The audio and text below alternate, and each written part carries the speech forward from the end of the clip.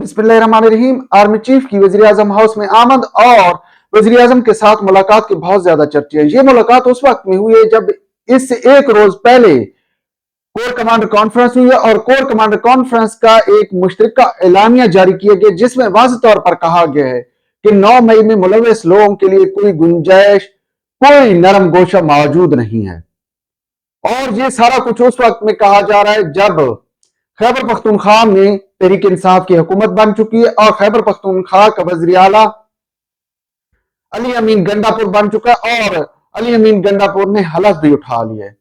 और अली अमीन गंडापुर ने एक रोज पहले अडयाला जेल में आकर वजीर आजम इमरान खान से आकर मुलाकात की है और उनको पंजाब में वजीर आला के ही प्रोटोकॉल मिला है। और इसके बाद कोर कमांडर कॉन्फ्रेंस हुई है। कोर कमांडर कॉन्फ्रेंस में वाज़ेह तौर पर कह दिया गया है कि 9 मई के हवाले से कहीं कोई गुंजाइश मौजूद नहीं।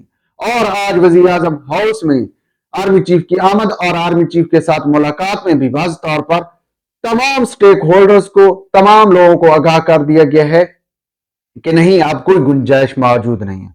और इस हवाले से मैंने पहले भी अर्ज किया था कि काकड़ के दौर में शुरू होने वाली पॉलिसियों का तसलसल उसी तरह बरकरार रहेगा। और अब जो शहबाज शरीफ सामने आया है वो वाला शहबाज शरीफ नहीं होगा कि जिससे अगर कोई सहाफी सवाल पूछेगा कि जी इमरान खान को जमान पार्क में पुलिस गिरफ्तार करने गई है तो वो कहेगा नहीं नहीं नहीं, मेरे हुक्म से नहीं, ये अदालती अहकामात की तकमील हो रही है। बहरहाल हुकूमत चलाना वज़ीर आज़म का काम होता है और तमाम अहकामात, चाहे वो किसी अदालत के अहकामात हो या कोई और अहकामात हो, उन पर अमल दरामद करवाना भी वज़ीर आज़म का काम होता है और ऐसे ही अब होगा। इस हवाले से मैं आगाह करता चलूं कि 9 मई में मुलव्वस बहुत से लोगों को सजाएं भी सुना दी जाएंगी। और इसके साथ साथ आगाह कर दूं कि अब भाई 9 मई की वाकये में मुलव्वस तो अली अमीन गंडापुर भी है और उसको पेशावर हाईकोर्ट की तरफ से जमानत मिली हुई है। तो अब क्या मामला चलने जा रहा है, अब क्या मामला नया रुख इख्तियार करेगा? तो इस वक्त सूरत हाल यह है कि ऑलरेडी तहरीक इंसाफ या सुन्नी इत्तेहाद काउंसिल से मखसूस नशिस्तें भी छीन ली गई हैं, मतलब उन्हें मखसूस नशिस्तें नहीं दी गई है, हालांकि उनका हक है। खैर ये मामला एक कानूनी शक्ल इख्तियार कर लेता है, इस पर ज्यादा डिबेट नहीं करते। बहरहाल सुन्नी इत्तेहाद काउंसिल को मखसूस नशिस्तें नहीं मिली जिसकी वजह से खैबर पख्तूनख्वा की मखसूस नशिस्तें भी JUI, नून लीग और पीपल्स पार्टी पर तकसीम हो चुकी है। मगर मामला यहां रुकने वाले नहीं है। खैबर पख्तूनख्वा में जो इस वक्त सूरत हाल है या आने वाले दिनों में जो नक्शा बन रहा है उसके तहत यही है कि गवर्नर राज का ऑप्शन ज़ेरे गौर है और शायद जब आसिफ अली जरदारी सदारत का मनसब संभाले तो उससे फौरन बाद गवर्नर राज का ऑप्शन पर अमल दरामद शुरू भी हो जाए। और इसके अलावा एक बात से आगाह करता चलूं कि कौमी असेंबली में भी तहरीक इंसाफ के लिए मुश्किलात में इजाफा हो चुका है। वो ऐसे है कि ऑपोजिशन लीडर के तौर पर भी JUI का नाम ज़ेरे गौर है। ऑपोजिशन लीडर भी JUI से शायद चुना जाए। तहरीक इंसाफ के हिस्से में ऑपोजिशन लीडर भी नहीं आने वाला।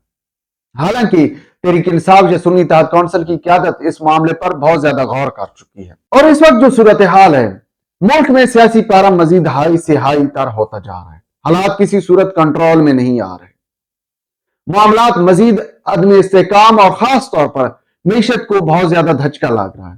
तो अब क्या होने जा रहा है?